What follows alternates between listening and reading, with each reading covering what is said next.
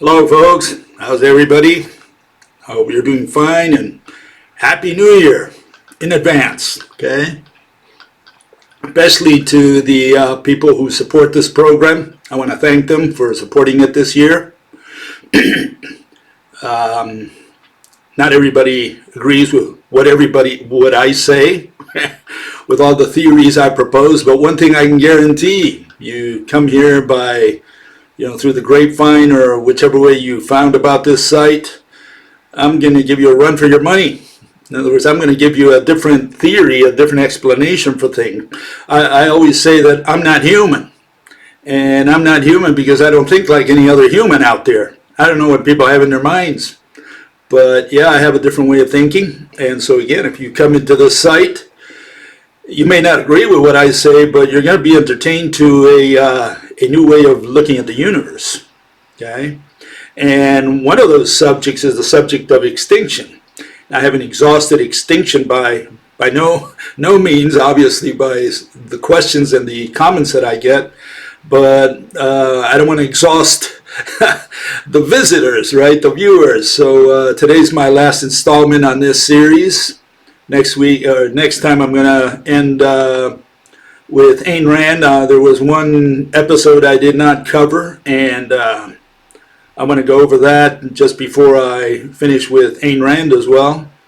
And then we're going to get back into what this channel is mostly about, which is physics, and what a lot of people usually come to the site for. Okay? But today it's another extinction day. So if you've got something better to do, well, don't do it. Okay? Stick around, you might learn something. Okay? So here it goes. Let's start with the comments. Okay? We had a comment here by one fellow. He says, "And man became the God that he had created, and with his miracles did rule over all the earth." Hallelujah and amen and all that good stuff, Yeah, I mean, I think he hit it pretty much on the nose. We don't even think we're animals anymore. A lot of people don't out there. They think somehow we belong to some other kingdom, rocks and minerals or vegetables, I don't know. But yeah, we become the rulers of the planet and forgot that we are not the gardeners. God did not designate us as the gardeners of Eden. We are just another little animal in there. Okay, that's my take on that one. And so getting back to extinction, here's a comment that some people make. And I said that when the economy totally collapses, by which I mean money is no more and trade has died. That's what I mean when I say the economy collapses. I'm not talking about a temporary depression or recession. I'm talking about total destruction of money. We don't use money anymore. We have no need, or not need, but money has no purpose. Okay, especially to pay salaries, which means no one has anything to spend, and money does not get circled around. And so I said no one will have an incentive to produce food because of that. And that's the key issue for my extinction theory. I'm saying that we're going to die because we cannot avoid the same thing that claimed the lives of past animals that became extinct. Okay? And so someone put the incentive is wanting to live. Another one said money is hardly the strongest motivation to produce food. Well, these people are actually, I think they're focusing on the wrong issue. The issue is not whether you want to live, and the issue is not whether money is a good motivation for you. I'm talking about corporations here. Corporations, they have no interest in wanting you to live or be healthy or anything like that. Corporations are only interested in profits. That's called money. Okay? And so money is hardly the strongest motivation. It's the only motivation. Sorry. We're not talking about the individual here. We're talking about corporations, the things or the entities that run the planet. Okay, those are known as corporations. Individuals, little individuals, the little guy there that does his thing on the streets, he's not running the world. The world is run by corporations. Make no mistake about that. Okay, And someone says, even if we stop harvesting the land and animals, we can make food to live on by technology. And I think, I don't know if it's the same guy, said food can be made from coal and high voltage. Yeah, that's in a lab setting. You cannot manufacture food in your garage, especially not at the last moment when suddenly food stops being provided to the cities. And so, no, forget about producing food artificially. That's okay to do it in a lab and say, look, we were able to produce this thing that is edible, and we were able to get some carbon and some hydrogen together and make this thing. Those are special situations. We're not going to produce food chemically in the future. We're going to do it the old-fashioned way, the way we always did it, and that's growing it in the field and with animals and so on. It's like saying we can create an animal, especially to feed 8 billion people. It's not going to happen. These people are dreaming, okay?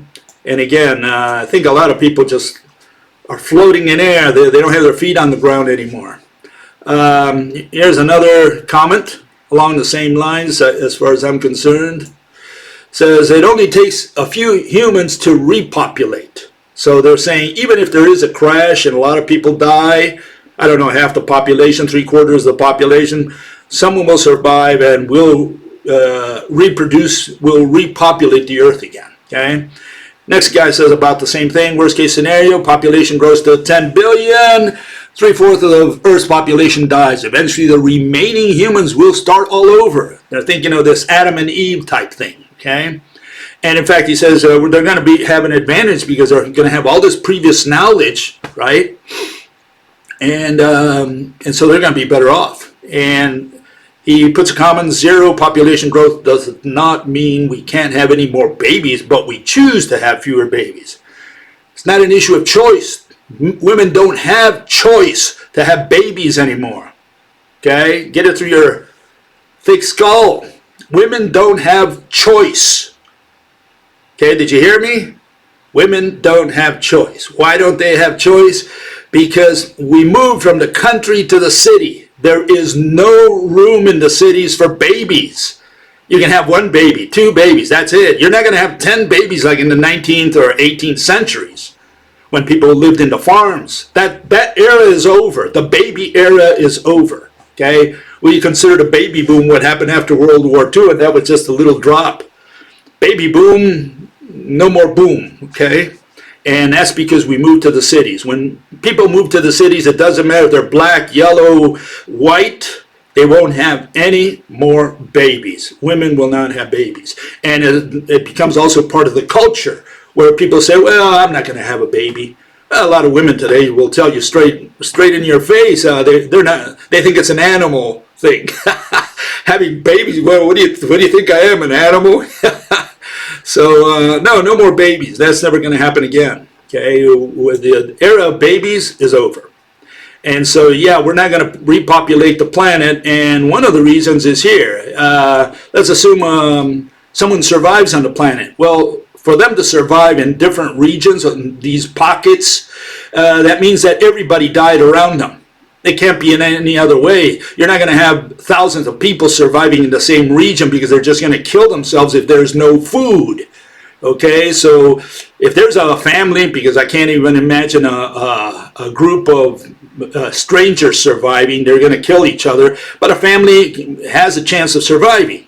And let's assume this family is smart, they survived, they're in a region where they were not attacked or killed, and they were able to grow some crops. Okay, they're going to live on subsistence farming. And, you know, they won't have too many things at their disposal. Okay, they're probably not going to have any oil anymore, any gas, made by someone. Okay, so they won't be able to run tractors or anything like that. There won't be any animals to plow, so they're going to have to do it by hand, like the old-fashioned way, right? And that's if they survive. And there can't be anyone near them because these pockets are going to be very, very isolated. That means if they reproduce, they're going to reproduce locally. And let's say 10 people survive of one family. Let's say 4 of them are young, or 5. And out of those young people, okay, so they produce a couple children.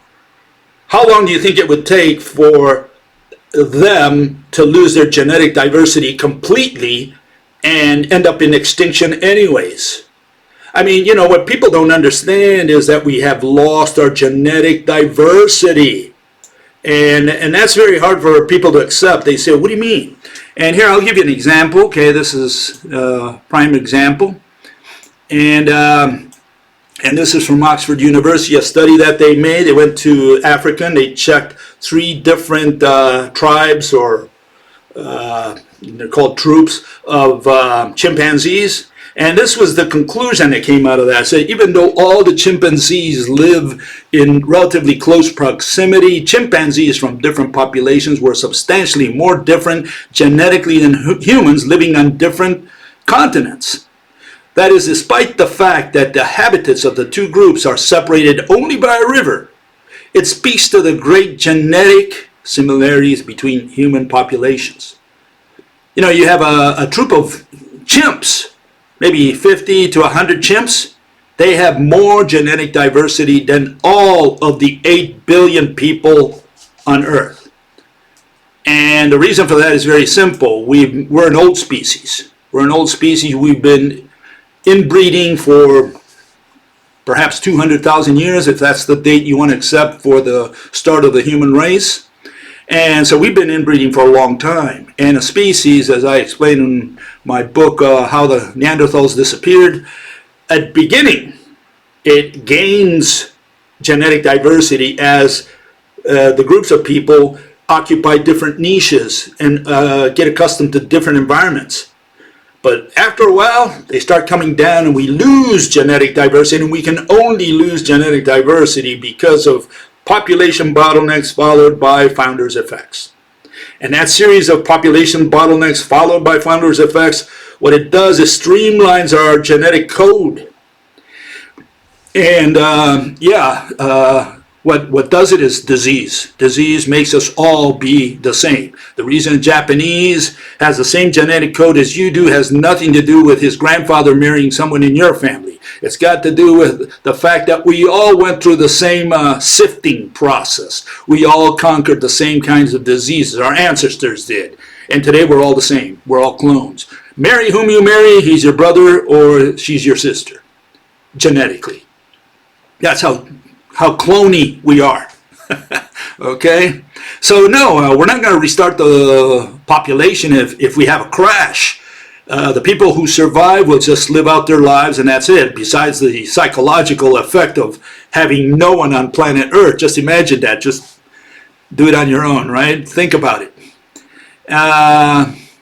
Here's another comment that was made, and it says that they quoted this person saying, historically, fertility has been falling across Europe. If we look at the most recent period, the last 10 years or so, we see rises in fertility in most advanced countries. Well, I don't know who this professor is, but she's got it wrong. She's got it wrong because the population pyramid is overturning no matter what we do on planet Earth. And here I showed, and this is the true rate, growth rate for population on Earth. By mid-century, we're going to reach ZPG, zero population growth. We're going to have babies, but the population is not going to grow because we're going to have very few babies and lots of deaths. Okay, that's one issue. And then I show the population curve for any species, and I'm saying this is my population curve. You can challenge it if you want, but essentially what I'm saying is that when a species starts out, it has this very young pyramid, which is very few young people, and lots of young people and very few old people, and births are up and deaths are up. They're both high. You know, they just spit out kids and everybody dies very young. And then as time goes by, you know, eventually that shifts over and we start having, we go from nomads to a sedentary type of life. We settle down, we colonize, like we did in the 16th century. Essentially, we colonized the planet, and shortly after there as well. And today we've colonized the entire planet. Okay, now the only place we can go is outside of the earth, and that's not going to happen for sure. But then what happens at that point, once we settle down, is births go up and deaths goes down because we get used to the endemic diseases. Okay, and then today we don't die of contagious diseases anymore, but that used to be the norm 200 years ago. And then at some point we even out where births and deaths more or less become the same, and that's when we get ZPG, zero population growth, and eventually births go down drastically and deaths go up, and that's the end of the human race. Okay, that's my chart for humans, but that applies to any species. I think that's what happens when species settle down and become sedentary. Okay, and again, you don't have to agree. I'm not asking you to agree. I'm asking you to understand what I'm proposing. You can do your own research and find out if any of that clicks with you. Okay. Okay, and here's also a comment along the lines of repopulating the earth. But I like the first comment this person made. Can we live without trade? Based on current economy, the only answer to that question is no. Okay, I like that answer. But then he says, but if trade stops tomorrow, this will not lead to extinction. So he's got a yes there. So people live with these contradictions. They don't even realize it. But yeah, again, talking about repopulating the earth. Never going to happen. Okay. Another person, I think the same person, put something about the conifers. Good comment. And says, conifers conform to your criteria of an old species. Yeah, correct. Conifers still survive. Yeah, correct. 10% still survive today. Okay. Why did conifers survive but dinosaurs did not? Surely at least some dinosaurs would have survived.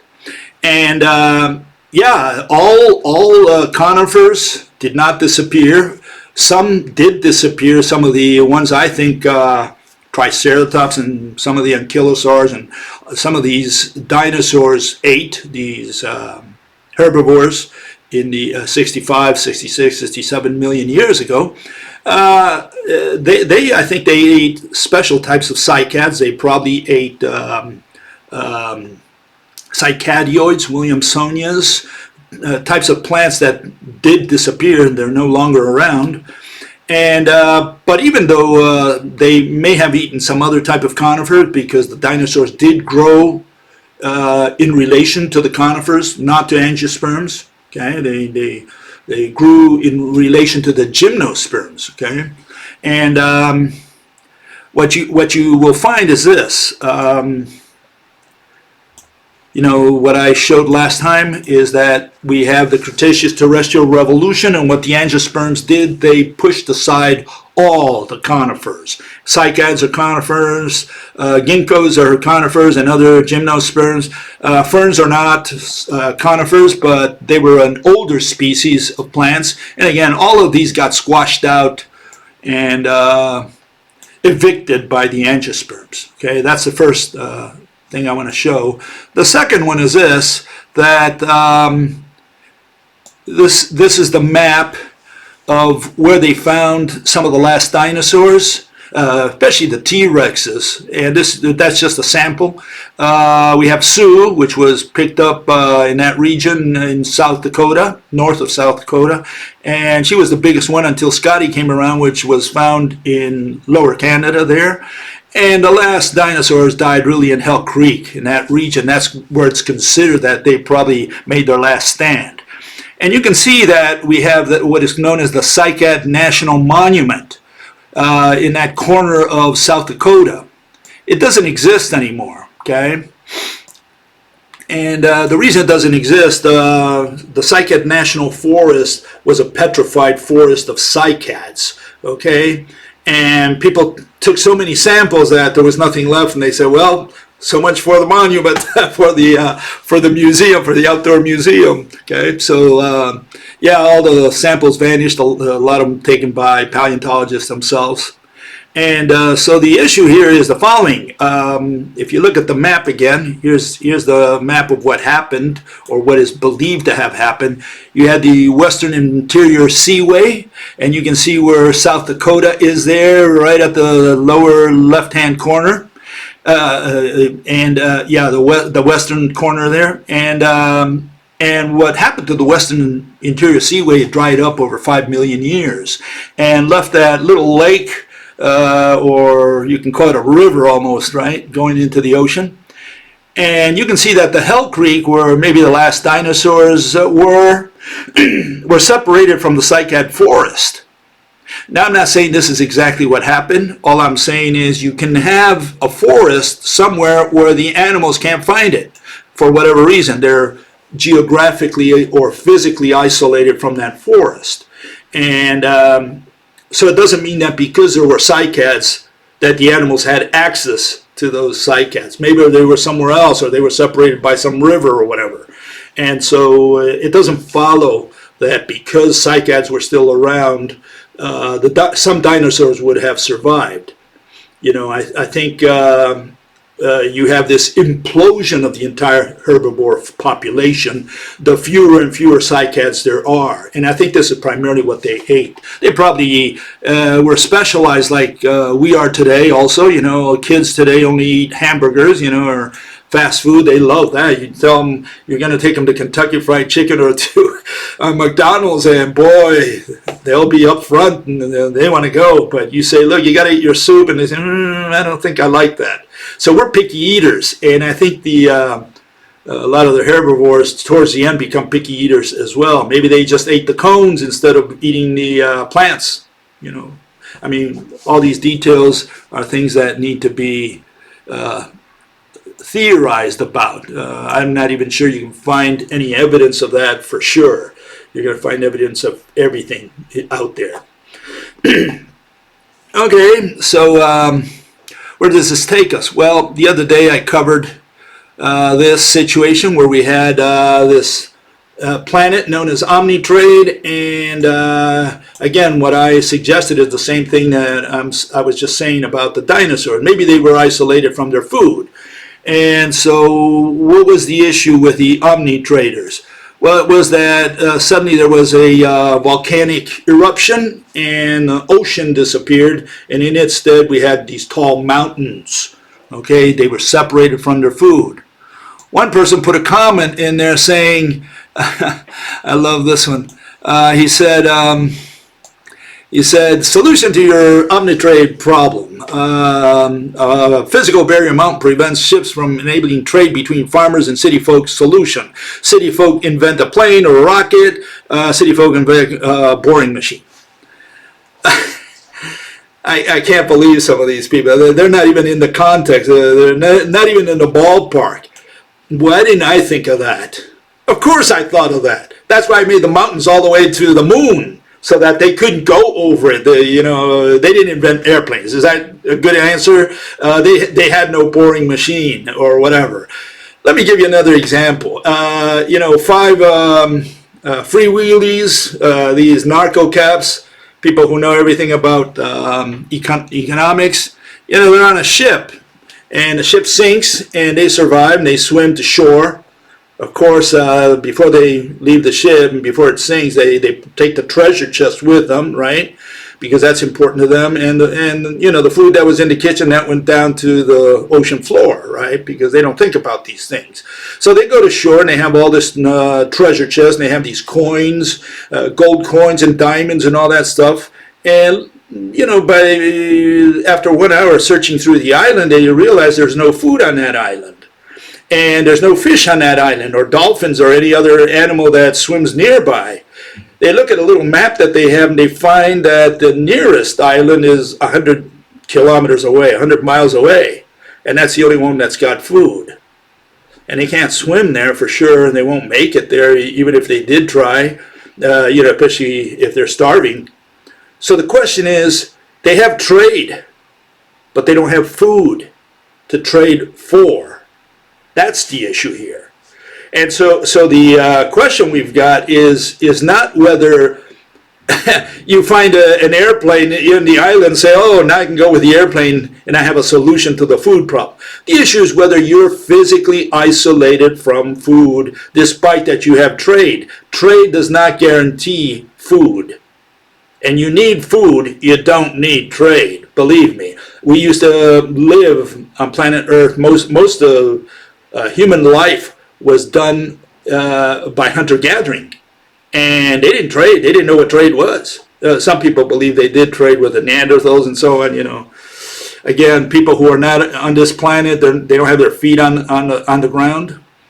No, we had no trade until the Neolithic. That's when the trade began. That's when we invented trade. Until then, we had no trade. So we don't need trade, but we needed food, for sure. And we have that situation pretty much today. You know, we are isolated from food. You know, you don't find food in the city, I mean on the highway, you know, on the streets. Okay, you have to go to a supermarket. And someone brings it there because he wants to make a profit, etc., right? The question is, when there is no more money, okay, who's going to bring the food over to the supermarket? I mean, you know, the truck driver, if he doesn't get paid because money is no more, because money has no value, why is he going to bring it for you? To keep you healthy? To keep you alive? Is that the incentive? You know, he might keep himself alive by going out there with his truck and getting food wherever he gets it always and say, well, I'm going to live, you know. But as far as the people in the cities, they can starve. He doesn't care about them. He's going to take care of number one. And the same for the corporations. They're not going to produce food if money is no more. Aside from the fact that they have to kick all their employees out because money is no more. They have nothing to pay them with. And the worker's not going to work for nothing, and so on down the line. So money is necessary to keep our economy going. What is our economy today? Trade, commerce. What is commerce? Commerce is a BS economy. You're not producing anything new. All you're doing is exchanging existing goods or services, right? Which again is nothing. There's nothing there. You know, I wave my hand and I get paid. The other person sings, great singer, and gets paid.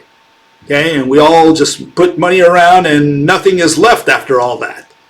You might say, well, there's a value in my heart. I listen to a beautiful song. It's nonsense. There's nothing there. The only way we can produce more wealth, which is material things, is by using the service economy to stimulate agriculture and manufacturing. Okay? So there is a relationship in that sense. But services does not produce wealth directly, only indirectly through manufacturing and through agriculture. Agriculture only when there's more people, because you can't produce more food than necessary and you can't produce less food than necessary. Agriculture is food is a commodity which has to be just right. It's a Goldilocks commodity. It can't be too much of it and can't be too little of it. You know, Bill Gates doesn't eat 10 times more than I do because he's got 10 times more money. Right? Okay, so I hope you understand that. And so, yeah, food has to be just right. But if the population grows, then you sell more food, right? And so, in that sense, yeah, food grows in proportion to the population. But again, you only produce more food if there's more people, and you produce other goods, manufactured goods, again, if there are more people and if there's demand, but you're producing something that remains. When you make a highway, when you make a building, when you produce a machine, you're producing something. When you produce a service, you're producing absolutely nothing. All you're doing is exchanging existing information, whatever. There's nothing there, nothing solid there. Okay, people don't understand that, you know, and all these free willies, they don't care. They say, well, it's value. They talk about value. They don't talk about things. They talk about concepts, and they think these concepts are going to keep us alive forever. That's where the worry is. Okay, they don't see at least what I see. Anyways. Continue on here. If we're going to rely on manufacturing, we need to know what an invention is, because manufacturing and technology depend on inventions. Okay?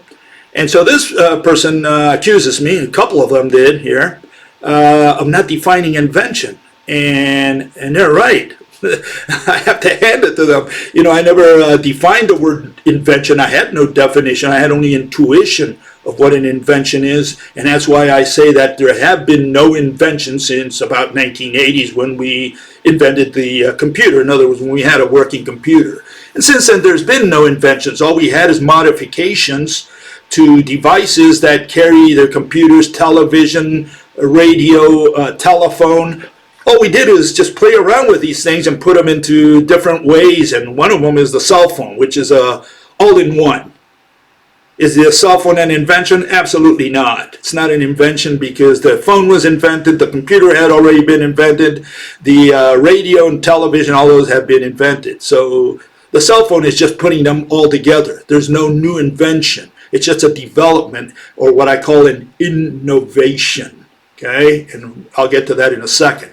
But here's this comment that for someone who is very particular about definitions, I think you are oversimplifying the definition to suit your argument. Good slap in the face. Good, I love that. And he says an invention, he uses the Wikipedia definition, says an invention is a unique or novel device, method, composition, or process. The invention process is a process within an overall engineering and product development process. It may be an improvement upon a machine or product or a new process for creating an object or a result. Okay? Another person says, according to Bill's definition of invention, there can never be any new inventions because everything that the invention is made of already existed before. Yes, that's exactly what I'm saying, okay? I'm saying we cannot invent anything new. Okay, and we have not invented anything new. But again, I did not give you a definition of invention, so the slap in the face, I deserved it. Okay, granted. Okay, touche. Okay, one of these fellows puts a list of things that he thinks are inventions over the last 30 years include portable GPS, internet, social media, Wi-Fi, automated genome sequencer, large hadron collider, laser eye surgery, advanced robotics, self-driving cars, drones, digital photography, LED lighting, protease inhibitors to treat HIV, artificial intelligence, etc., etc. Okay, and all those meet the definition of the Wikipedia. Well, I say not one of those is an invention, okay? And here's my counter argument to that, okay? See if I can go over, let's put it over here on the side so that you can match them up, okay? Self-driving car, the car was already invented. Portable GPS, we had watches since the 17th century. Internet, social media, Wi-Fi, they're not inventions because they are not standalone objects, okay? We're talking about concepts there, not objects. Okay. Surgery, already invented by Galen, 200 BC. HIV inhibitors, medicines, potions, poisons, all kinds of stuff that we put in our system. They've been around since the Neolithic again. You heard of the witch doctors. They gave you all kinds of potions. Okay. Photography, already invented by Nicephore Niepce in 1826, the first guy who came up with a camera. Large Hadron Collider, well, we've been accelerating particles at least since Geiger, probably even earlier, okay, 1908. Robotics, well, the Greek engineer Ctesibius, about 270 BC, applied pneumatics and hydraulics to produce the first organ and water clocks with moving figures, okay? So, the question comes up in whether the working device is what makes an invention or just a concept. Here you have one concept of the robot, for example, and it was at least invented by the Greeks. They knew about robots, so they had the idea because they put that god Hephaestus, he was the blacksmith of the gods in Mount Olympus. He had already built the tripods that walk to and from Mount Olympus, and he designed Hermes' winged helmet and sandals. Okay, so we've had the notion of invention of a robot for a long time, and so the question is the invention coming up with a concept, or is it coming up with a device that you can patent at the patent office? I mean, can I just go to the patent office without a device and say, look, I've got this device that I've got in my mind? Well, I don't think so. I think I have to take something there, okay? So I'm just giving you some hints of where I'm leading with this, and it's going to lead to my definition of what a patent is. Okay. So let's look at some of the differences between invention and innovation, at least my notion of them. And again, I use the definitions of the Wikipedia. Okay, an invention is a unique or novel device, method, composition, or process. I'm saying that's not what an invention is. And you can see innovation is a new idea, creative thoughts, new imaginations in form of device or method. In other words, there's no difference between invention and innovation according to the Wikipedia. They apply to objects and concepts. And I'm saying an invention is only an object, not a concept. Okay, we're talking about material things versus abstractions. That's what we're talking about. And so here's a contrast, okay, that I make between these things. An inventor must patent a device, okay, whereas an innovator does not have to patent a process and would rather do everything to keep it secret. And I know a little bit about that because I served 3 years in prison for it. Okay, so in my case was about exactly that point there. Okay, the fact that Intercorporation, the group that brought me in there, right, into prison, they said I stole their process, and the issue was you can't steal an intangible. You can steal I can steal your shoe and you can't use it, right? And that's why we know that I have stolen it. But copying, hey, everybody copies a song and sings it. Have you stolen the song every time you sing it? Is that what we're going to say? And here we have a situation where Intel did not patent their process. They considered it a trade secret, and they try to control it through confidentiality agreements. And so again, you say, well, hold it. You didn't patent your process. They're talking about process being part of an invention.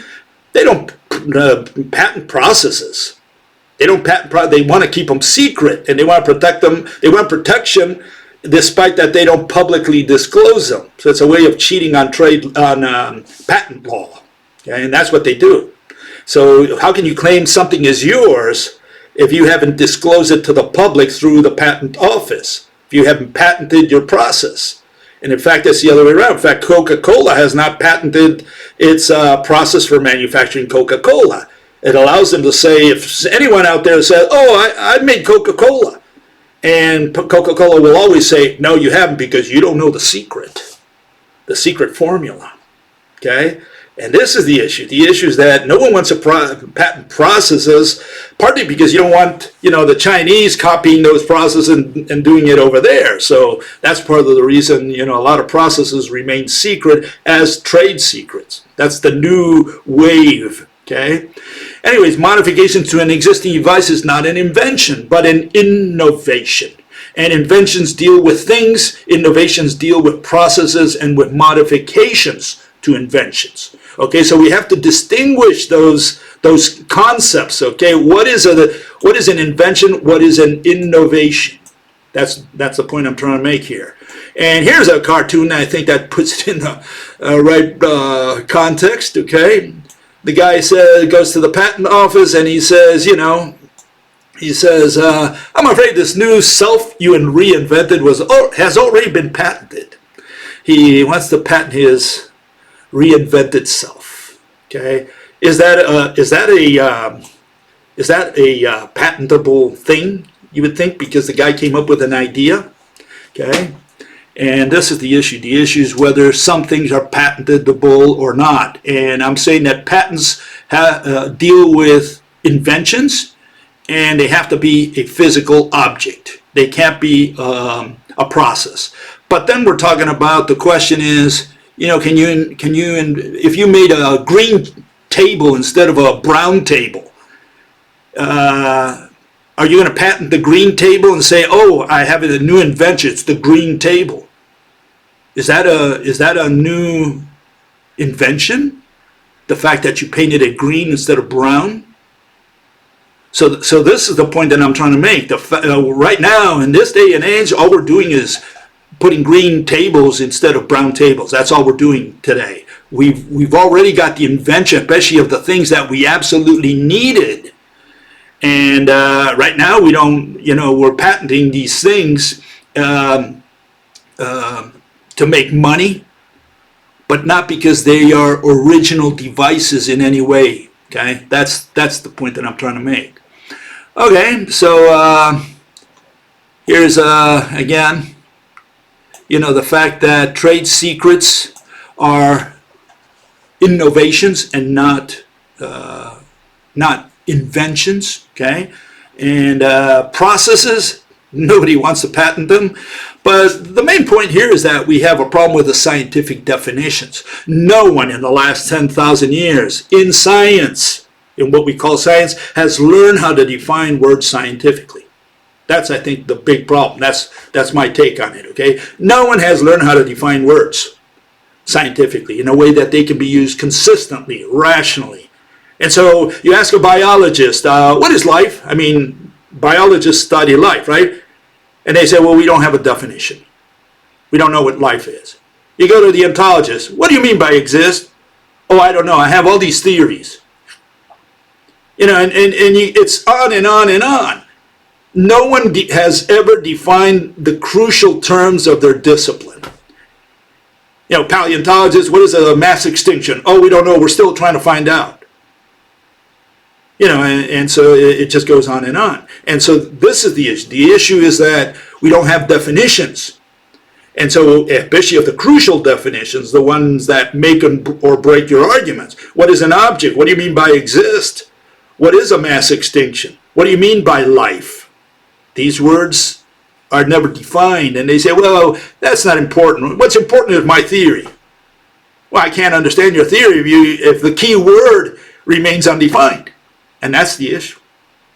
Okay, anyways, we patent inventions, and inventions should be public. They have like 20 years protection. Different countries have different times. And so you have to patent this device, and it allows you to make money. The inventor, allows them to make money for whatever time, 17, 20 years, whatever every country determines. Processes, no, they remain as trade secrets. More and more of them. Nobody wants to patent processes. That's why that definition from the Wikipedia should be wiped out, because processes are not being patented. They are patentable, but they're not. No one's patenting them. Everybody wants to keep the process secret. It's the device they want to sell. Okay. Okay. So. Here we have the wiki definition of patent, and what this does is put it in the right perspective. It says, what is a patent? What does the patent office consider patentable? Okay, so the patent must meet relevant patentability requirements such as novelty, usefulness, non-obviousness. Okay, it's got to be something new. It's got to be useful in some way, and it's got to be non-obvious. And most patent offices in the world, especially the three important ones, Japan, Europe, and United States, they follow these general rules. Okay, these are rules of thumb. And the doctrine prevents the patenting of fantastic or hypothetical devices such as perpetual motion machines. Okay, and what I did was I added a couple more, which are very somewhat popular out there, and puts general relativity on the spot. And no, wrong one. See if I can get this one first. And it goes like this.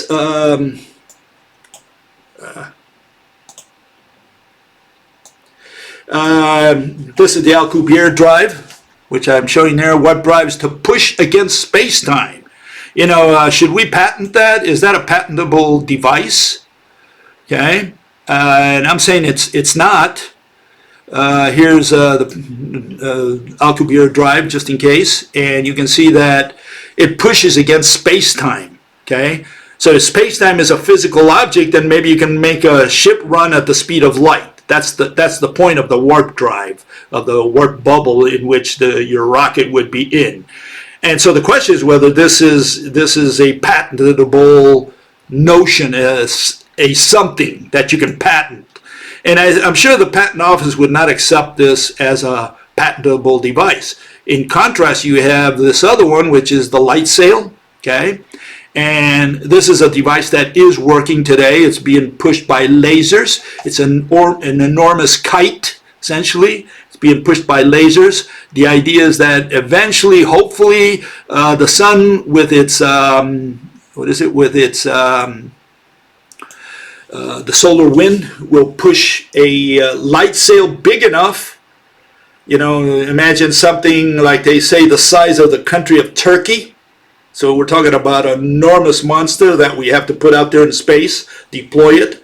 The sun would push it slowly with with the solar wind, whatever that is, right? Again, I covered that a couple weeks ago. It's only 10 to the minus 13 level of vacuum, which is almost a torr, almost nothing. But with this faint solar wind, they intend to push this light sail at ever faster speeds until it reaches, I think it's a tenth of the speed of light. Okay, so they're testing this thing, the light sail. But you could say that the light sail at least is a patentable device, just like you could say a kite is a patentable device. But the Alcubierre warp drive, that's nonsense. Obviously it's nonsense, and there you see why they haven't patented it. Because you can't, no patent office would accept that thing. Okay, so where does this take us? This is my definition.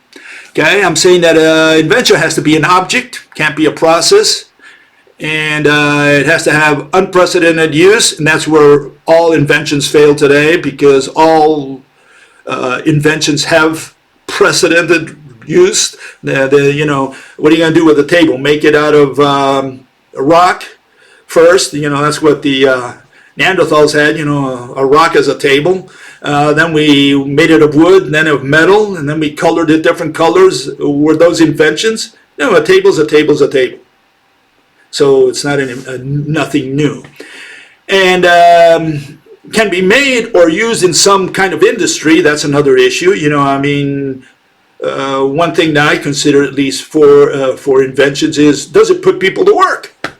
I mean, if it just makes one guy rich, pet rock, for example, you know, I don't think it's an invention, but this guy put a rock inside a enclosure and sold it and made money. Did he put an industry? Did he make an industry? Did this put millions of people to work? No, it didn't. It just made him rich. If anything, I don't even know if he became rich because of it. Okay, so I'm wondering about that. You know, what effect does it have for the economy, for putting people to work? I mean, if it's a device, it should put manufacturing and blue-collar workers in business. If it doesn't, then you know, that goes to the word use. Is there any use for this? Because if there's no usage, millions of people using it or demanding this, and you don't put an industry to manufacture it, what was the point of the so-called invention? Was it just because you had an idea and nobody wants it? That's the point I'm trying to make. And again, I get these notions from what patent offices today think about an invention, and provide some identifiable benefit. Again, if nobody buys it, then what was the point of the invention? Okay. Innovation, cosmetic modification of an existing device, which is what we're doing today. We're doing a lot of innovation, no invention whatsoever. No way of doing something, process, method, that kind of thing. So I'm saying that's what an innovation is. And all we're doing today is just innovating. We're not inventing anything. And so I distinguish those two terms for those who, you know, say, why did I say that there are no new inventions? Yeah, we have no new true inventions. All we have are innovations. We go to our research and development departments, and they modify an existing device or whatever that they have, and they make it better, more faster, more uses, maybe, perhaps, you know. You know, the fact that you made a car with 5 wheels does not make is not an invention. A car is a car, and we can't reinvent the car. We can't reinvent the plane. We can't reinvent the wheel. We can't reinvent any of these things. And so, well, here are some popular inventions that we've had. Since ancient times, you know, the table, the chair, wheel, bed, maybe some kind of pillow was a rock at one point in time. We made it softer, right? But it's still a pillow, the use we had for it, right? Pots and pans, axe. You know, we didn't invent the axe a year ago. No, the axe has been around for quite a while. Club, you know, the banging club, right? Spear, knife, spoon, boat. You know, you make a ship. Yeah, it's a boat. Sorry, it's already been invented. Can't patent it. All you can do is innovate it, and whatever you want to call it, an innovation. Sword, sling, you know, they've been around for quite a while. What is not, here are non-inventions, according to me again, okay? Let's put this over here. Okay, here are the non-inventions. Again, fire is not a physical object. That's why fire does not qualify, according to me, as an invention. Fire is a combustion process. Okay, it's oxidation. A lot of people don't know that. They say, oh, fire, I see something. Yeah, but it's what you're seeing is combustion, a process. Domestication, was that an invention? We call that an invention. We go to the patent office and patent domestication. Skinning an animal, left nipple feeding. I like that one. You know, I mean, a woman invents, you know, breastfeeding her baby with her left nipple. Now, should she go and patent and say, oh, I've invented a new way of feeding a baby. I'll do it with my left. Is that a patentable device? You know, cesarean, you know, a lot of these medical things, they're not patentable. And there's many reasons for that. Okay, you should look that up. Surgical procedures, drugs and potions, you know, a lot of that stuff. Some drugs and potions in general are patentable, but not the surgical procedures, okay? Vaccines, is that patentable? Antibiotics, you know, should we consider those as new devices or something? These are things you got to think about, okay? Banknote, we invented money at some point in time. Say, oh, I've got a new invention, money. Is that an invention? Does that qualify as one? Language, you know, we invent a new language. Baby says dada goo goo. Oh, he's got a new language. I'm going to patent that. Okay, song. Someone has a new song. No, we take those to the copyright office, not to the patent office, right? And a lot of these concepts are taken to the copyright office. Trademarks, you know, they're not patentable. That's a trademark. You know, I invent the word and call it a trademark. Is that patentable? No, that's trademarked. Customer lists, they qualify as a patent. Law, you know, legislature invents stuff every day. Chip process, I know something about that. Yeah, you know, the specifications. Is that patentable? Again, a process? Well, they don't do that anymore. They keep it secret. Okay. Computer program, is that a patentable thing? Oh, I'm going to patent my computer program. Well, a lot of these things are considered patentable by the patent office. I do not consider them patents. I do not consider them inventions. Okay. But what's the bottom line as far as I'm concerned? Let's assume we invent something new. I don't know. Going through the fourth dimension. Should we consider that an invention? You know, I make a device that takes us back in time, for example. Okay. Let me put this here. You make the time machine.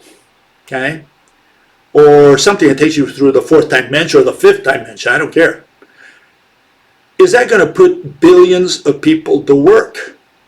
That's one of the issues I've got, because if it expands the blue-collar worker force, then you can say, well, this is a pretty good invention because there's demand for this thing, and look at all the factories that are popping up, and they're hiring blue-collar workers everywhere, and they're paying them good money just to come to the factory and build this thing.